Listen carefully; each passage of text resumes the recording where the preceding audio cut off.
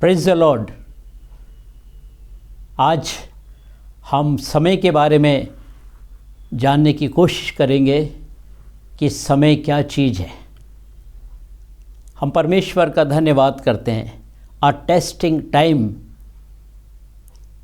ये समय हमारी ज़िंदगी के अंदर बहुत तेज़ी से बीत जाता है और हमें पता नहीं लगता है कि समय गुज़र गया और हम एक ऐसे ज़िंदगी के चौराहे पर आकर खड़े हो जाते हैं जहाँ पर हम पीछे मुड़कर देखते हैं हमारा ज़िंदगी का सारा समय बीत चुका है और बहुत सी बात हमें पछतावा होता है कि हम कुछ नहीं कर सके। बाइबल समय के बारे में बहुत कुछ बताती है। नूह के समय के बारे में बताती है, जब जल प्रलय आया और सारी दुनिया नाश हुई, नूह और नूह का परिवार बचा।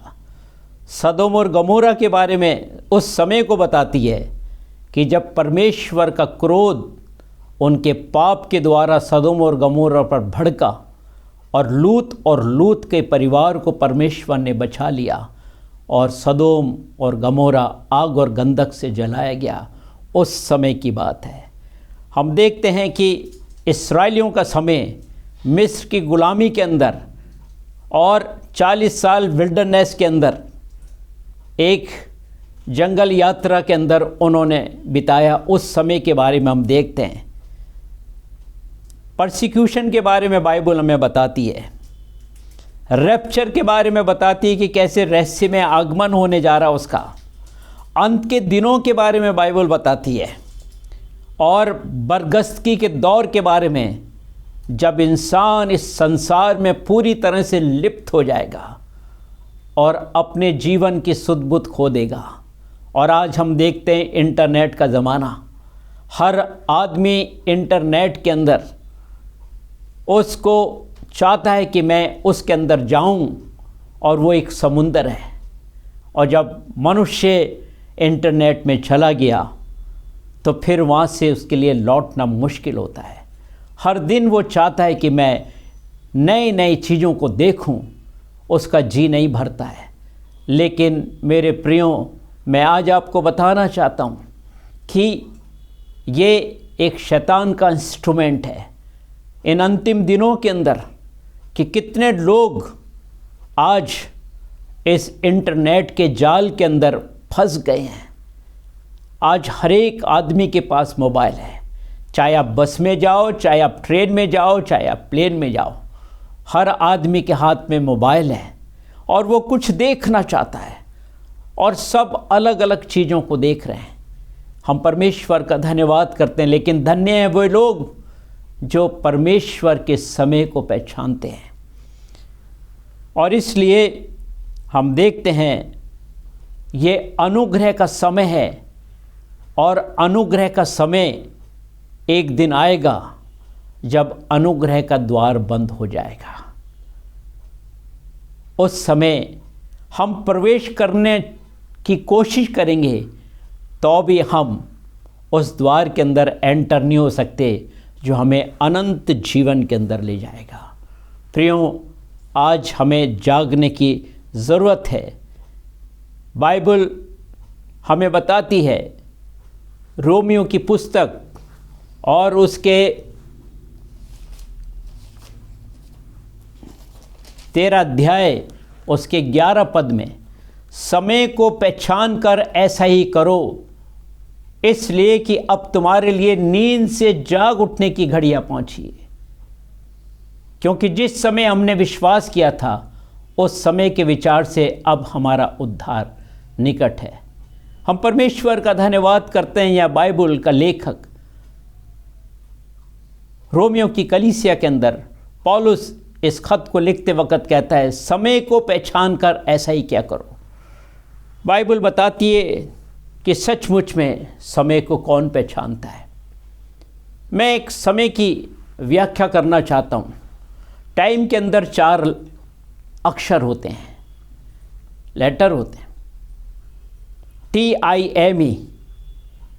पहला टी बताता है टाइम शोज एन इंसिडेंट समय एक घटना को बताता है। दूसरा, I stand for it comes and goes, ये समय आता है और चला जाता है। तीसरा, am moment of our lifes, हमारे जीवन के क्षण को बताता है।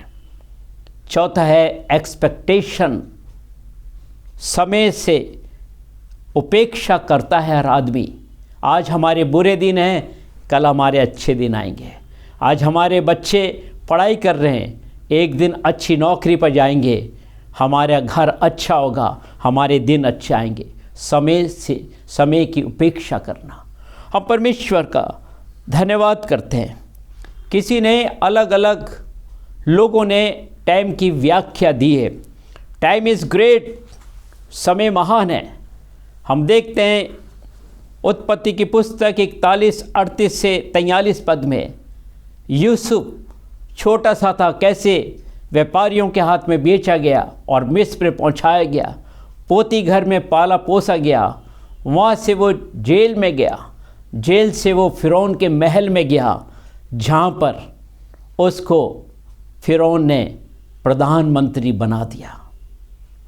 कितना महान था यूसुफ का समय कि उस समय यूसुफ को परमेश्वर ने कहाँ से कहाँ पहुँचाया। हम परमेश्वर का धन्यवाद करते हैं। दूसरी बात हम देखते हैं, टाइम इज स्ट्रेंथ, समय बलवान है। दाऊद राजा अपने जीवन की हर एक लड़ाई को जीता, कभी ज़िंदगी में कभी नहीं हारा। अपनी ज़िंदगी के अंदर हमेशा हर युद्ध के अंदर उसने विजय पाई। उसका समय हमेशा बलवान रहा। तीसरी बात हम देखते हैं, टाइम इज़ प्रेशस, समय बहुत बेशकीमती है। ये समय हमारे हाथ से चला जा रहा है, बेशकीमती समय निकला चला जा रहा है। यीशु मसीह जब क्रूस पर टांका गया, उसके दोनों तरफ डाकू थे। दाईं तरफ के डाकू ने, उसका समय कितना कीमती था, मृत्यु के क्षणों में से वो गुजर रहा था, और उसने उसी समय कहा, हे प्रभु, जब तू अपने राज्य में आए तो मेरी सुधि लेना, क्योंकि हम तो अपने कामों को दंड भोग रहे हैं। प्रभु यीशु मसीह ने कहा, आज रात तू मेरे साथ स्वर्ग लोक में होगा। उसके लिए समय कितना प्रेशस था। आज मेरे और आपके लिए भी समय प्रेशस है प्रियो। आज यदि मैं और आप परमेश्वर के चरणों में आएं और उसको पुकारें, प्रभु मुझ पर दया कर, हैव मर्सी अपॉन मी, परमेश्वर उसी वक्त आप पर दया करके आपको नया जीवन देगा। टाइम ब्रिंग्स हैप्पीनेस, समय हमारे जीवन में खुशियां लाता है। हम बाइबल में देखते हैं आनंद के बारे में, कितना आनंद। उड़ाऊ पुत्र जब लौट कर आया, उसके लिए आनंद बनाया गया। 100 भेड़ों में से एक भेड़ खो गई। जब चरवा उसको ढूंढ कर लाया तो उसने अपने मित्रों के साथ आनंद बनाया, क्योंकि उसकी एक खोई हुई भेड़ मिल गई। बाइबल आनंद से भरी हुई है। स्वर्गदूतों ने सुसमाचार सुनाया, आनंद का सुसमाचार। आज तुम्हारे लिए एक उद्धारकर्ता जन्म है। हम परमेश्वर का धन्यवाद, वही प्रभु मसीह है, धन्यवाद करते हैं। हम कितना महान है परमेश्वर, समय के बारे में हमें बताता है, लेकिन आज कितने लोग हैं जो समय की वैल्यू को नहीं पहचानते। छठी बात, time wait for no one, समय किसी के लिए नहीं रुकता है।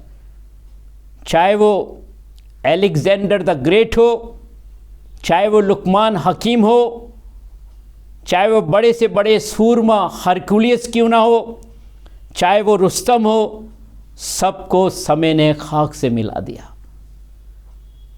वो आज सब खाक में मिल गए, कुछ भी नहीं है। हम परमेश्वर का धन्यवाद करते हैं कि आज ज़रूरत इस बात की है कि हमें समय को पहचानना है। देखिए, बाइबल समय के बारे में बताती है, जानवर पक्षी अपने लौटने के समय को जानते हैं। यशायाह की पुस्तक 1 अध्याय 2 और 3 पद में, बैल तो अपने मालिक को और गधा अपने स्वामी की चरनी को पहचानता है, परंतु इस्राएल मेरे लोग मुझे नहीं जानते, मेरी प्रजा इसका विचार नहीं करती है। जानवर पहचान रहा है अपने समय को, लेकिन मनुष्य अपने समय को नहीं पहचान रहा है। हम बिल्कुल अंत के दिनों में भी अंत के समय में पहुंच गए हैं, फिर भी आज लोग उस बात को नहीं पहचान रहे।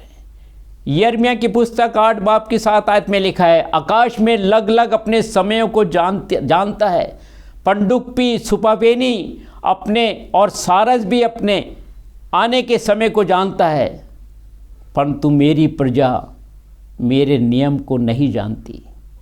यिर्मयाह 8:5, फिर क्या कारण है ये यरूशलेमी सदा भटकते रहते हैं और छल नहीं छोड़ते, फिर लौटने से इनकार करते हैं। बाइबल कहती है समय को पहचान कर ऐसा ही क्या करो कि अब तुम्हारे लिए नींद से जाग उठने की घड़ी आ पहुंची है। हम धन्यवाद करते हैं परमेश्वर का। मैं आपको नींद के बारे में बताता हूं। कितनी तरह की नींद होती है इंसान। एक होती है शारीरिक नींद, जो हर मनुष्य रात के अंदर सोता है। दूसरी होती है आत्मिक नींद, आत्मा में बिल्कुल खोया हुआ है, सोया हुआ है, उसको अपने आत्मिक जीवन की पहचान नहीं है कि मैं संसार में हूँ या आत्मिक जीवन में हूँ। आत्मिकता के अंदर वो सो रहा है। ऐसे लोगों के लिए परमेश्वर का वचन इफिसियों 5 बाब के अंदर कहता है, आए सोने वाले जाग और मुर्दों में से जी उठ, तो मसीह की ज्योति तुझ पर चमकेगी। जो जाग गया वो जीवन को पा गया, और जो सो रहा है वो सोता ही रहेगा। उसकी आंख धनवान आदमी की तरह नरक की आग की पीड़ा के अंदर खुलेगी कि अब मैं कहाँ आ गया, कहाँ मैं पहुँच गया। वो अपने आत्मिक जीवन में, जो लाजर जिसकी द्वेड़ी पर बैठा रहता था, धनवान अपनी शान और शौकत और अपने जीवन के अंदर बिल्कुल खोया हुआ था, उसको नहीं पता आत्मिक जीवन के बारे में क्या है। अब वो अब्राहम से गुहार लगा रहा है, माँ पर एक बूंद लाजर से कहे मेरी जुबान पर डाल दे पानी की, मैं पीड़ा से यहाँ पर तड़पता हूँ। अब्राहम ने कहा, बेटा तूने अपनी ज़िंदगी के अंदर बहुत अच्छे दिन देखे, लेकिन लाजर ने बहुत बुरे दिन देखे। उसके घावों को कुत्ते चाटते थे।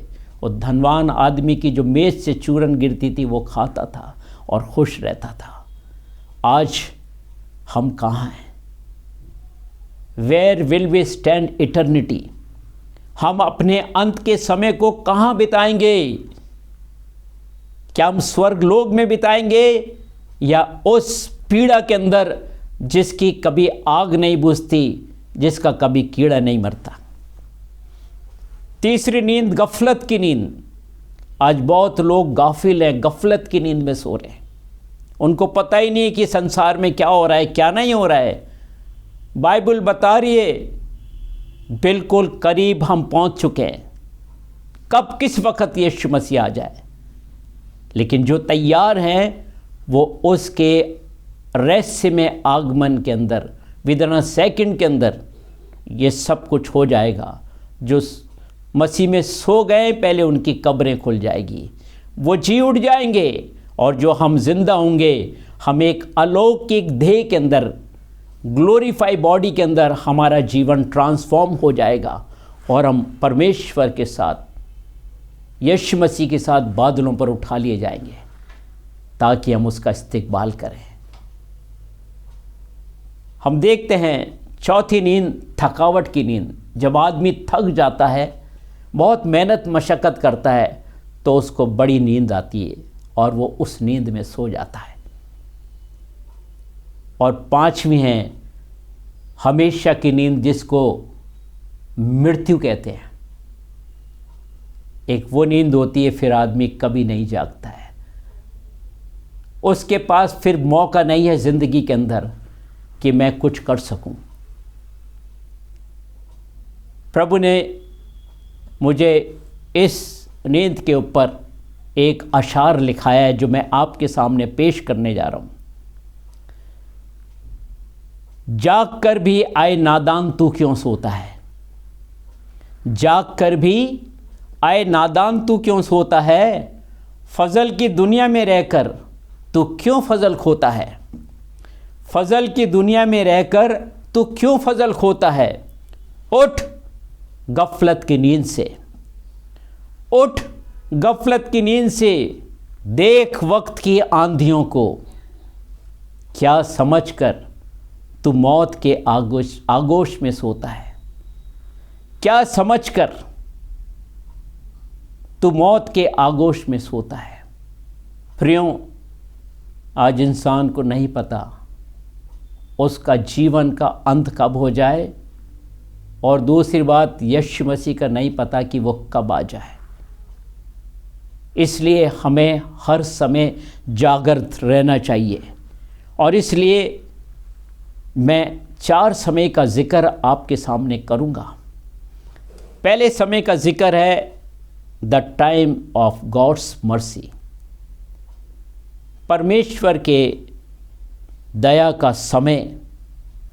विलाप गीत और उसके हम 3 अध्याय, और विलाप गीत के अंदर हम देखते हैं यिर्मयाह का, जिसको नोहा कहते हैं, 3 अध्याय और उसके 11 पद के अंदर यहाँ पर परमेश्वर हमें बताता है।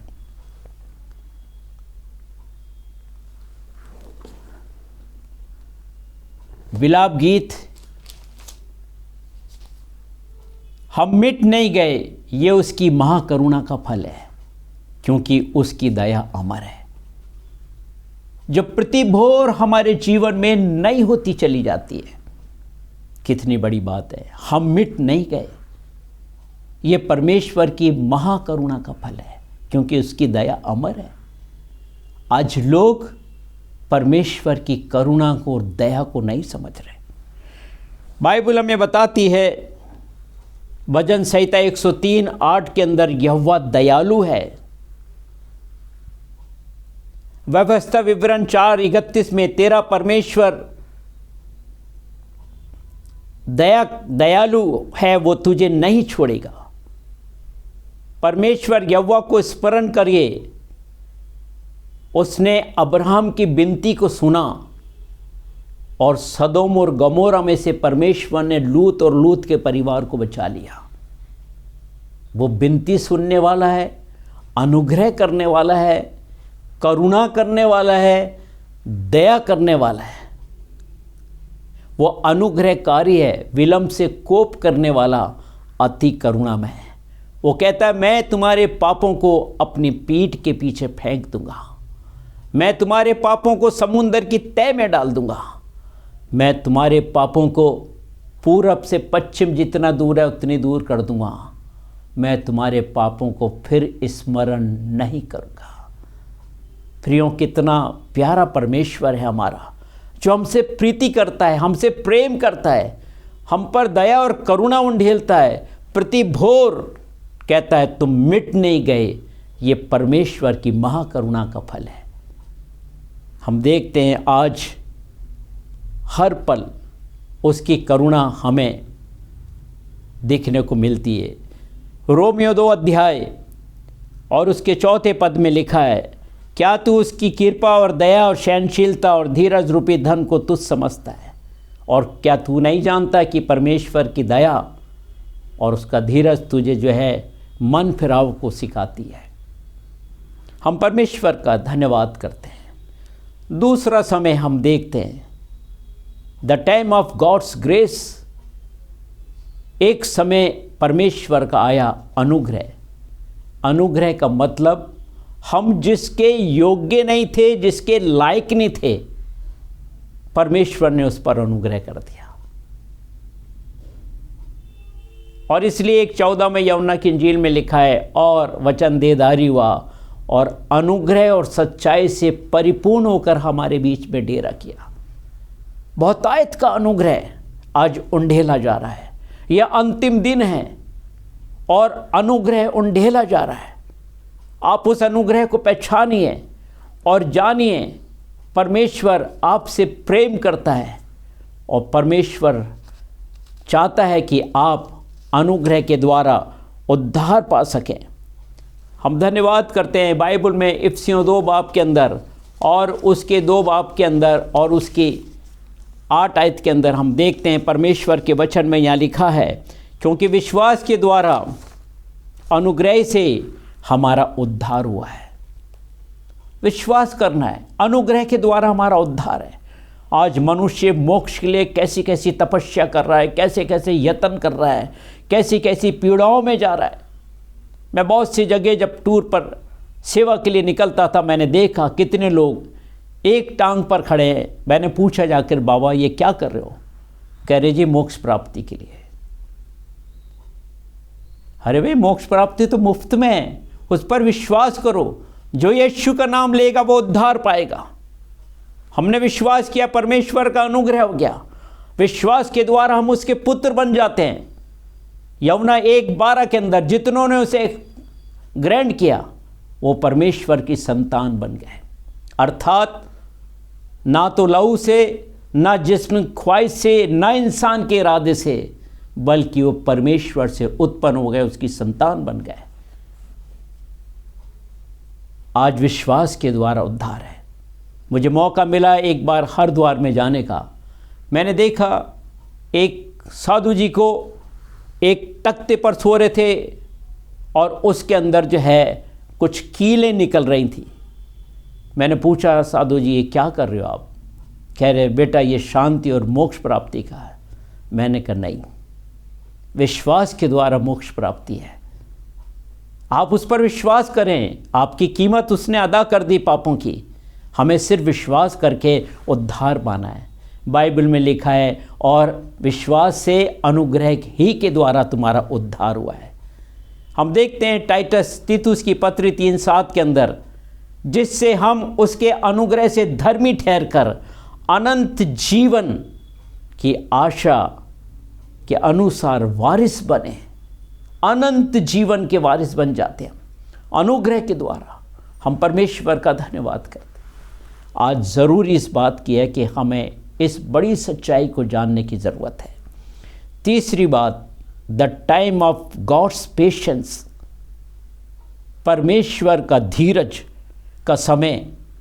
दूसरा पत्रस 3:9 के अंदर लिखा है, प्रभु अपनी प्रतिज्ञा के विषय में देर नहीं करता, जैसी देर कुछ लोग समझते हैं, परंतु तुम्हारे विषय में धीरज धरता है और नहीं चाहता कि कोई नाश हो जाए।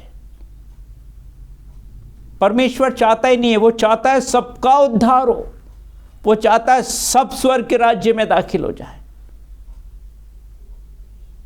लेकिन आज मनुष्य परमेश्वर के धीरज को नहीं समझ रहा है। हमें धीरज को समझना है परमेश्वर के। यहाँ लिखा है साफ बिल्कुल, वो हमारे विषय में धीरज धरता है ताकि कोई नाश ना हो, बल्कि हरेक को मन फिराव का अवसर मिल सके। वह अपॉर्चुनिटी हमारे लिए देता है कि हर व्यक्ति मन फिराए, सुसमाचार पर विश्वास करे और वो अपने जीवन में उस उद्धार को पाए जो अनंत जीवन को बताता है, जो स्वर्गीय जीवन को बताता है। हम परमेश्वर का धन्यवाद करते हैं।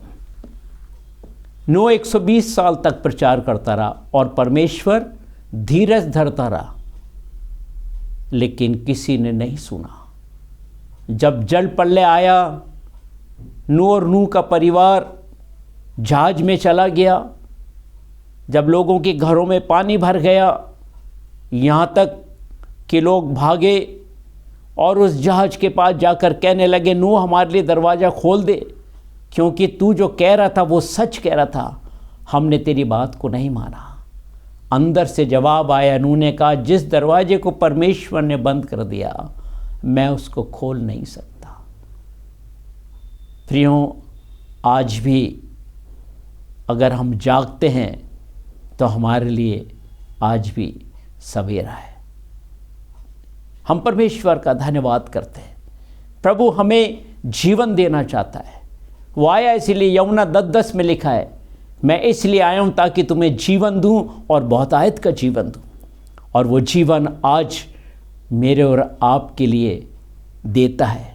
हमें सिर्फ उसके सुसमाचार पर विश्वास करना है। हम देखते हैं कि आज उसका धीरज हमें मन फिराव की तरफ ले जाता है। हमें ये बताता है अगर आज परमेश्वर के आने में, यीशु मसीह के आने में देर है, तो हमारे लिए वो धीरज धर रहा है कि उस विनाश से बच जाए। कोई मनुष्य विनाश की डेफिनेशन नहीं दे सकता। सदोम और गमोरा का विनाश गंधक और आग से जलाया गया। कैसा विनाश था! लेकिन परमेश्वर हमें बचाना चाहता है, जीवन देना चाहता है। प्रियों, उसके पास आए, वो जीवन देने के लिए तैयार है। यदि आज आप विश्वास करते हैं तो परमेश्वर आज ही आपका उद्धार करके आपको अनंत जीवन देगा। चौथी और आखिरी बात है टाइम ऑफ गॉड्स, खुदा का समय, परमेश्वर का समय। इब्रानियों की पत्री 10 बाब और 31 पद में लिखा, जीवते परमेश्वर के हाथों में पड़ना भयानक बात है। आज जीवते परमेश्वर के हाथों में कौन पड़ गया? जो बाइबल पढ़ता है, दुआ करता है, चर्च जाता है, प्रभु भोज में शामिल लेता है, गवाही देता है, अगर वो लौट जाएं, हम परमेश्वर चाहता है आज का मनुष्य परमेश्वर के हाथ में पड़ चुका है। उसका दया का समय निकलता चला जा रहा है, अनुग्रह का समय निकलता चला जा रहा है, उसके धीरज का समय निकलता चला जा रहा है। एक समय आ जाएगा जब हम खुदा के हाथों में होंगे और फिर वो हमारा न्याय करेगा। वो बहुत भयानक दिन होगा न्याय का, और इसलिए वो हमारे लिए धीरज धरता है। और इसलिए प्रियों, आज हम जो परमेश्वर के लोग कहलाते हैं अपनी सी चाल चल रहे हैं। हम परमेश्वर की चाल नहीं चल रहे। हम परमेश्वर के कहे अनुसार अपने जीवन को नहीं बिता रहे।